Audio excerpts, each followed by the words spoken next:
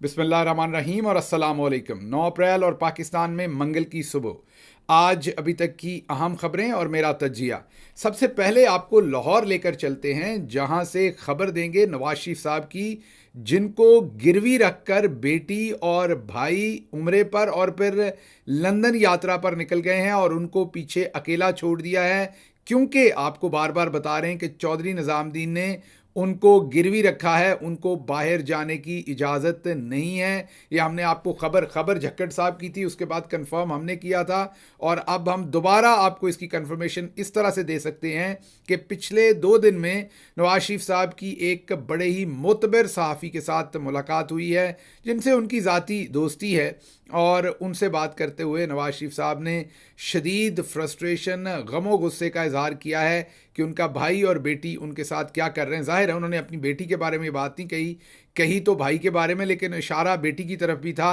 नवाज शरीफ साहब इस टाइम शदीद इज़्तिराब में हैं और वो मुल्क से बाहर जाना चाहते थे, लेकिन उनको रोक दिया गया है। आप खुद सोच सकते हैं कि नवाज शरीफ साहब जो किसी अच्छे खाने की दावत हो लाहौर में, वहाँ भी अपनी बेटी के साथ जाते हैं, कैबिनेट की मीटिंग अटेंड करते हैं, हर चीज़ करते हैं। तो जब रमज़ान के आखिर पर उनका भाई वज़ीर आज़म के तौर पर उम्रा कर रहा हो, बेटी चीफ मिनिस्टर के तौर पर उम्रा कर रही हो, तो वो यहाँ पर अकेले क्या करेंगे।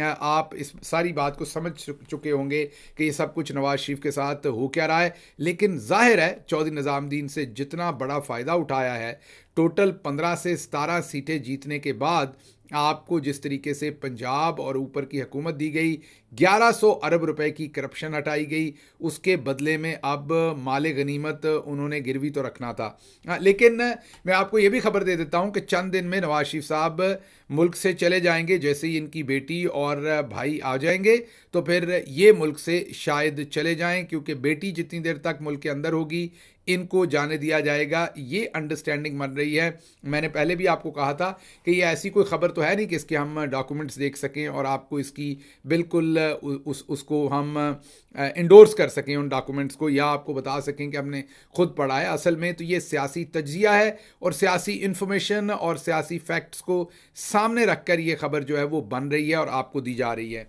अच्छा जी, अगली खबर के लिए अब हम आपको गुजरात लेकर चलते हैं, क्योंकि राणा सनाउल्लाह पिछले चंद दिन से हल्के फुल्के हमले मोहसिन नकवी साहब पर कर रहे हैं। ये हल्के हमले करने की वजह क्या हो सकती है? इसकी वजह ये हो सकती है कि राणा सनाउल्लाह पहले ग्राउंड टेस्ट कर रहे हैं, वाटर टेस्ट कर रहे हैं कि कितना रिएक्शन आता है, इसलिए हल्की फुल्की मौसीकी के ऊपर हमले कर रहे हैं। राणा सनाउल्लाह साहब ने पिछले 2-3 दिनों में मोहसिन नकवी पर हल्के फुल्के हमले किए, लेकिन आज एक डिफरेंट किस्म का हमला किया है और उन्होंने कहा है कि गुजरात की तमाम सीटें नून लीग जो है वो मोहसिन नकवी की वजह से हारी। तो हमने कहा आपके सामने तज्जिया रखते हैं कि क्या ये बात दुरुस्त है, और फिर आप खुद ही इसके बारे में एनालिसिस कर लीजिएगा। पहले तो राणा सनाउल्लाह साहब का बयान सुने और फिर मैं तज्जिया देता हूँ। गुजरात सारा जो है ये वहाँ पे मुस्लिम लीग नून के कैंडिडेट्स का जो हाल हुआ है, तो वो सिर्फ केयर टेकर सेटअप। आपने सुना कि राणा सनाउल्लाह डायरेक्टली मोहसिन नकवी को इसका जिम्मेदार बना रहे हैं। आइए अहमद वड़ाइच साहब का तजिया है, उसको आपके सामने पेश करते हैं। NA 62 गुजरात PTI के चौधरी इलियास वहां से जीते। NA 63 नून लीग के उम्मीदवार नवाबजादा गजनफर जो हैं उन्होंने खुद गवाही दी है कि वहां से काफ लीग के हुसैन अलाही नहीं जीते, बल्कि यहां से फॉर्म 45 पर PTI के साजिद साहब जीते हैं। फिर NA 64 नून लीग के जो वहाँ पर ज़लई ओहदेदार हैं, सदर हैं, मोतबर आदमी हैं, सैयद आबद रज़ा कोटला, उन्होंने गवाही दी है कि सालक हुसैन को सिर्फ 23,000 वोट मिले हैं, क्योंकि वहाँ पर नून लीग का नहीं कोई भी उम्मीदवार नहीं था। काफ लीग और नून लीग का मुतफ़िक़ा उम्मीदवार सालक हुसैन थे और नून लीग के आबद रज़ा कह रहे हैं कि वहाँ से ना काफ जीती है ना नून जीती है, वहाँ से PTI जीती है, और वो इसकी बार बार गवाही दे रहे हैं और वो खबर भी आपके सामने रखेंगे। NA 65 पीपल्स पार्टी के कमरोजमान कायरा ने PTI के वजाहत हुसनैन शाह को जीत की मुबारकबाद दी है। कमरोजमान कायरा जो पीपल्स पार्टी से हैं वो दूसरे नंबर पर थे, लेकिन फॉर्म 47 पर जीत तीसरे नंबर वाले कैंडिडेट की करवा दी गई जो कि नून लीग से थे। ऐसे ही तमाम 8 सूबाई नशिस्तों को देख लें काफ लीग के उम्मीदवार तीसरे और चौथे नंबर पर आए, लेकिन फॉर्म 47 में जीत गए। नून लीग वाले दूसरे नंबर पर रहे। अवाम के वोटों से जीतने वाला कौन है? गुजरात के बच्चे बच्चे को पता है, क्योंकि वो पाकिस्तान तहरीक इंसाफ के उम्मीदवार हैं। तहरीक इंसाफ 8 फरवरी को ज़िला गुजरात में से 12 ही सीटें जीती, लेकिन 9 फरवरी को वोट डालने के बाद काफ लीग 2 कौमी और 7 सूबाई सीटें जीती। नून लीग 1 कौमी, तहरीक इंसाफ 1 कौमी और 1 सूबाई नशिस्त जीती। तो असल में 12 में से 12 की 12 नशिस्तें जो हैं वो गुजरात से पाकिस्तान तहरीक इंसाफ जीती, लेकिन बाद में सिर्फ 2 नशिस्तें पाकिस्तान तहरीक इंसाफ को दी गई। 10 नशिस्तें जो हैं वो छीन ली गई और वो काफ और नून के अंदर बांट दी गई। ये है हकीकत। लेकिन आप देखिए कि राणा सनाउल्लाह कितनी बारीक वारदात कर रहे हैं। 2 दिन पहले तक ये कह रहे थे कि नहीं, जो हारा है वो दुरुस्त हारा है, मैं भी दुरुस्त हारा हूं, लेकिन आज मोहसिन नकवी को चुटकियां काट रहे हैं। मीन उन पर आहिस्ता आहिस्ता हमलावर हो रहे हैं। मुझे लग रहा है कि मकसद उनका कुछ और है, सुनाना किसी और को है। और शायद इसको अगर आप जोड़ के देखें तो वजह शायद वही है कि नवाज शरीफ साहब को गिरवी रखा हुआ है, जो कि नून लीग किसी सूरत नहीं चाहती कि वो गिरवी रहे। लेकिन मैं पहले ही आपको बता चुका हूं कि चंद दिन में नवाज शरीफ निकल जाएंगे, क्योंकि जैसे ही भाई और बेटी आएंगे तो शायद उनको जाने की इजाज़त मिल जाएगी। फिलहाल इजाज़त उनको नहीं मिली।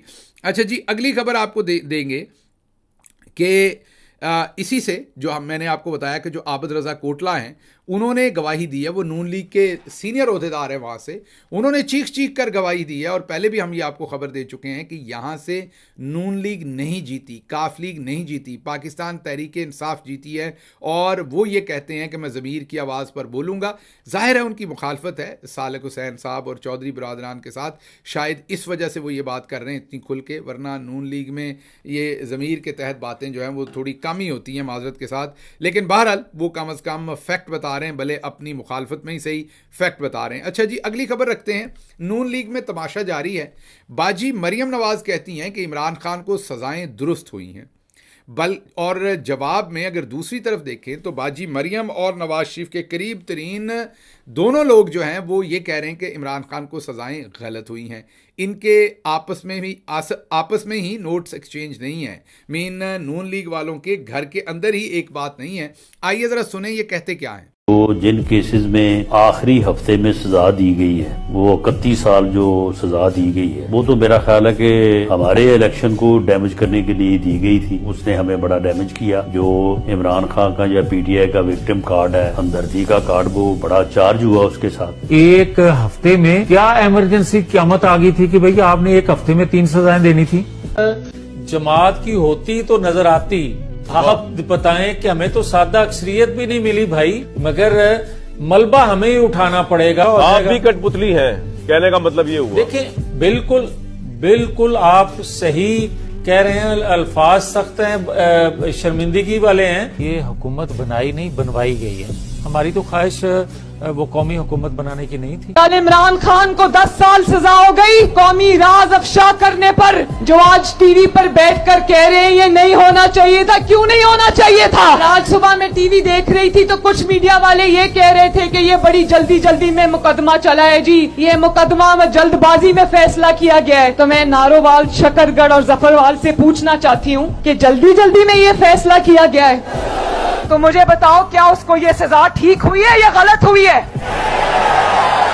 कई टीवी पर एंकर्स बैठ के कहते हैं ये सियासी सजा है। ये सियासी मुकदमा नहीं है, ये सियासी सजा भी नहीं है। आपने सुना कि जावेद लतीफ़ हों या राणा सनाउल्लाह हों, वो कहते हैं कि सज़ाएं दुरुस्त नहीं दी गई, जल्दबाजी में दी गई, उससे हमदर्दी का वोट पड़ा, हमारे साथ बड़ा गलत हुआ। लेकिन इलेक्शन से पहले जब ये सज़ाएं दी गई उस वक्त आप देखिए कि इनकी मेन लीडर बाजी मरियम इसके ऊपर क्या बयान दे रही हैं। तो अब आप सोच रहे होंगे कि ये इलेक्शन के बाद ये अपना बयानिया क्यों बदल रहे हैं। बयानिया आपकी वजह से बदल रहे हैं, क्योंकि इलेक्शन से पहले ये बड़े खुश थे इन सज़ाओं के ऊपर और इनको लगता था, और ये बार बार चौधरी निज़ामुद्दीन को याद कीजिए, यही जावेद लतीफ़ बार बार कहते थे कि इमरान खान को 9 मई में भी सज़ा दें, साइफर में भी दें, इधर भी, और ये बड़े खुश थे कि सज़ाएं दे दी, अब हम जीत जाएंगे। तो ये दोनों परिंदे जो हैं ये हारे हुए हैं, अमीन जावेद लतीफ़ भी और राणा सनाउल्लाह भी।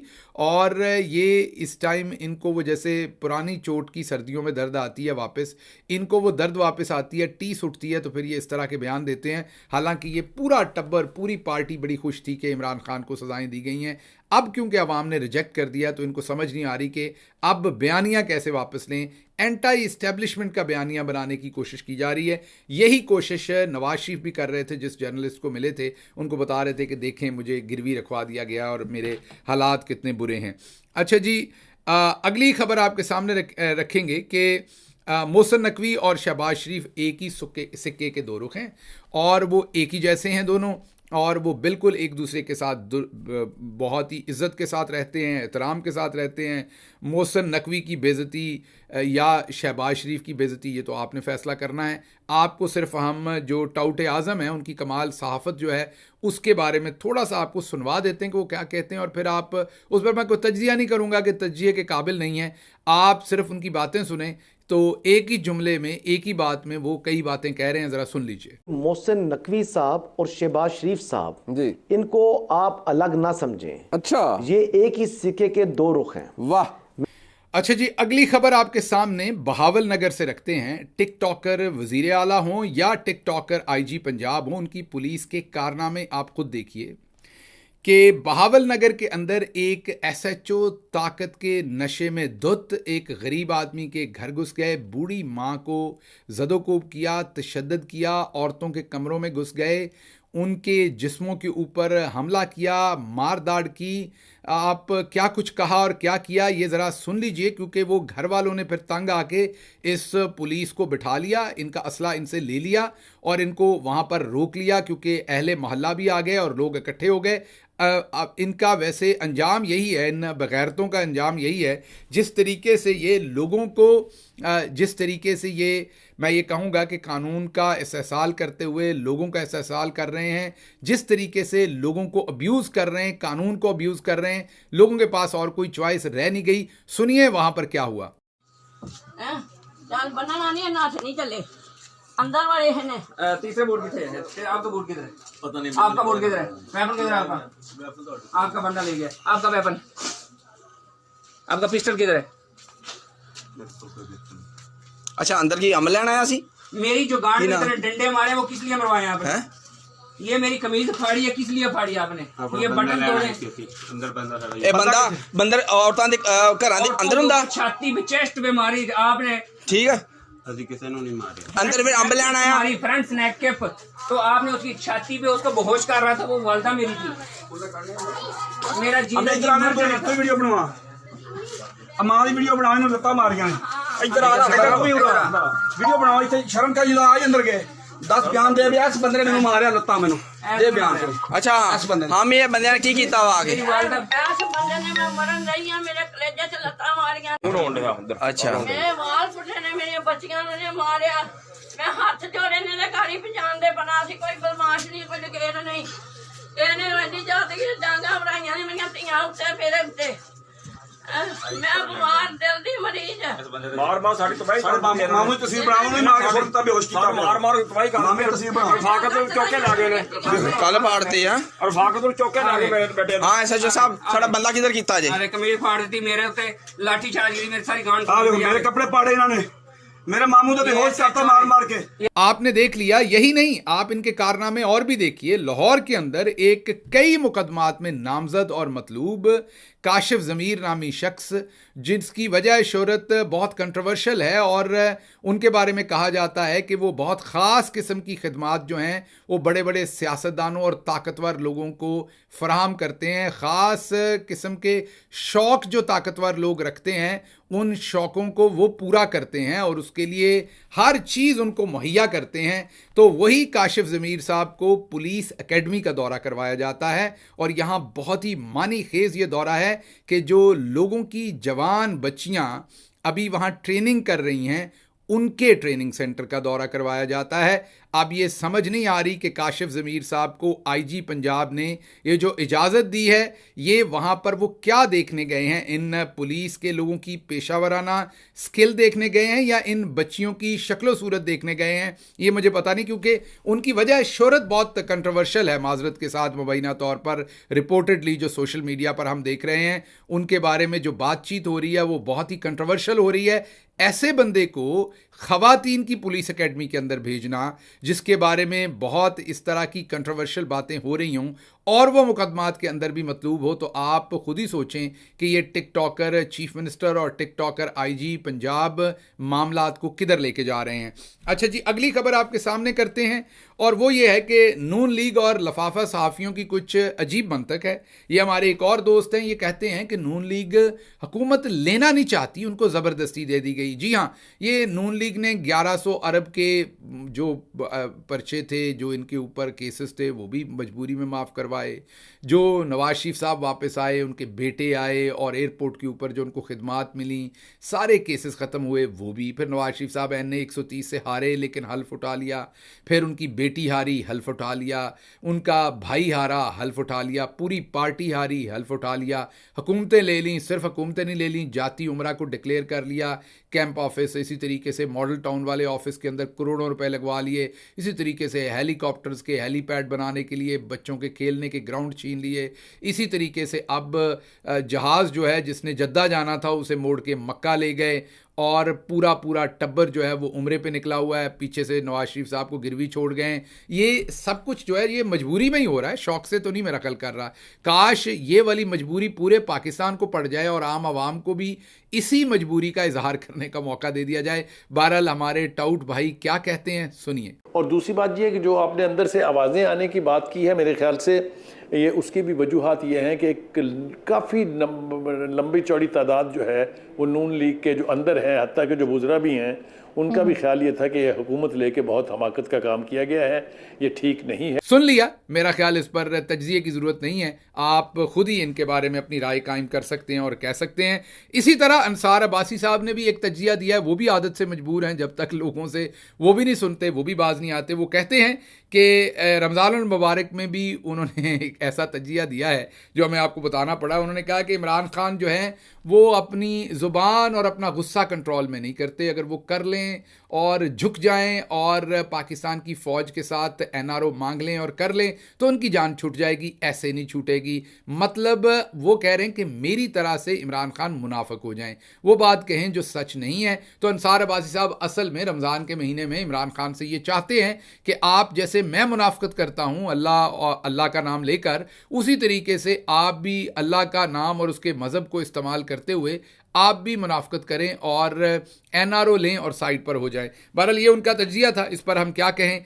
बुशरा बीबी की मुलाकात ना करवाने पर इमरान खान के साथ एक पिटीशन दायर की गई थी, जिस पर जस्टिस गुल हसन औरंगजेब ने बार बार अहकामात दिए लेकिन उन पर अमल नहीं हुआ। तो अब तौहीन अदालत की कार्रवाई का अंदिया दे रहे हैं वो कि अगर आपने अदालत के अहकामात ना माने तो फिर जो है वो तौहीन अदालत की कार्रवाई जो है वो शुरू की जा सकती है। अच्छा जी, इजाज़त लेने से पहले आपको एक आखिरी खबर दें कि कल सपहर अमेरिका में पूरा सूरज ग्रहण था। जी हाँ, टोटल सोलर इक्लिप्स था, और पूरा सूरज ग्रहण जो अमेरिका के अंदर मिलियंस लोगों ने देखा। खबर आपको इसलिए दे रहा हूँ कि पाकिस्तान में जब सूरज या चांद ग्रहण होता है तो बहुत सारी तोहमात लगाई जाती हैं, बहुत सारी बातें की जाती हैं, लेकिन अमेरिका के अंदर ये पूरा एक फेस्टिवल की शक्ल इख्तियार इसने की हुई थी, क्योंकि ये जो पूरा सूरज ग्रहण था ये मैक्सिको में मुकम्मल तौर पर था। मीन पूरा अंधेरा छा गया था कई इलाकों के अंदर, और फिर टेक्सास की जो स्टेट है अमेरिका की पहली, वहाँ पर आप ये कहें कि काफ़ी ज़्यादा था सूरज ग्रहण जो है। फिर आगे जैसे जैसे वो मूव करता गया वो उतना ज़्यादा आप उसे पूरे सूरज का ग्रहण नहीं कह सकते, फिर पार्शल वो हो गया। लेकिन ये 20 साल तक दोबारा अमेरिकन ये नहीं देख सकते। दुनिया के मुख्तलिफ इलाकों में मुख्तलिफ वक्त में ये चाँद और सूरज एक दूसरे के आमने सामने आते हैं। मुकम्मल तौर पर चाँद सूरज के सामने जो आया है ये अब 20 साल के बाद अमेरिका में दोबारा ऐसा होगा। 2044, 2045 में 44-45 में आज से 20 साल के बाद मुकम्मल सूरज ग्रहण जो है वो अमेरिकी दोबारा देख सकेंगे। बहरहाल यहाँ पर पूरा एक फेस्टिवल था, एक मेले का समा था, मिलियंस लोगों ने इसको देखा, लाखों लोगों ने ट्रैवल किया स्पेशली उन रियासतों की तरफ। कई घंटे की मुसाफत कई दिन पहले जाकर वहाँ पर उन्होंने अपने टेंट्स लगाए, वहाँ कैंप लगाए और बैठकर उन जगहों पर पूरा सूरज ग्रहण देखा। आपसे सिर्फ शेयर करने का मकसद ये था कि हमारे यहाँ इन चीज़ों के साथ कितनी तोहमत परस्ती जो है वो अटैच की हुई है, वो पता नहीं कहाँ से आई है, लेकिन ये तो एक सोलर सिस्टम का काम है जिसमें आपके जो चांद है वो सूरज के सामने जब पूरा आ जाता है तो सूरज छुप जाता है और उस वजह से सूरज ग्रहण उसको कह देते हैं। लेकिन हमारे यहाँ उससे पता नहीं क्या क्या कुछ करवा दिया जाता है। अमेरिका में बहरहाल आज मिलियंस लोगों ने उसे देखा और उन्हें कुछ ऐसा नहीं हुआ जो हमें बताया जाता है और सुनाया जाता है। ये भी एक खबर थी, मैंने कहा आपको बता दूं, क्योंकि यहाँ पर रिज़्क़ की फरावानी है लोगों को, लोग आसूदा हैं, तो इस तरह के कामों में भी उनके पास वक्त भी होता है, वसाइल भी होते हैं। हमारी तो इस टाइम 50% आबादी तो गुर्बत की लकीर से नीचे है, उनकी तो ज़िंदगी को रोज़ ही ग्रहण लगा हुआ है। तो अगर ऐसा कोई वाक़या हो भी तो मुझे बताइए वो इसके ऊपर क्या खुश होंगे और क्या देखेंगे। पर मैंने सोचा कि चलते चलते आपको ये खबर भी दे और उसके साथ साथ आपको ये भी बताना है कि आज का हमारा पंजाबी वीलॉग जो है वो किसान के बारे में है। किसान की बात बहुत कम होती है। आज हमने ये जो टिकटॉकर कुड़ियाँ हैं और इनके हत्थे पंजाब चढ़ा हुआ है हमारी बहनों के, और ये किसान के साथ क्या कर रही हैं उसके ऊपर तफसीली बात की है। ज़रूर सुनिएगा ताकि आपको पता चले कि किसान की ज़िंदगी पर असरात हो क्या रहे हैं। इसके साथ ही मुझे इजाज़त दीजिए। अल्लाह आपका हामी और नासिर हो। पाकिस्तान जिंदाबाद।